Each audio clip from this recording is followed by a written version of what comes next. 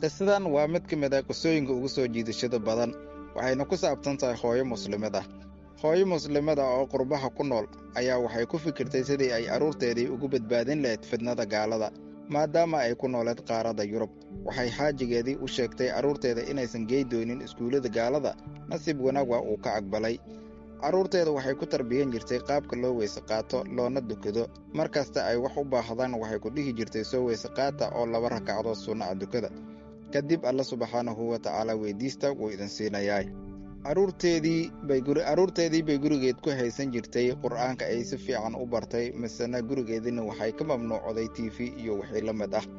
Kadib ayaa xaajigeedii geeyey carruurtii dugsi qur'aan. Inta aysan carruurta ka soo laabana dugsiga ayay cunto intay u diyaariso ay qolka ugu soo xirtaa.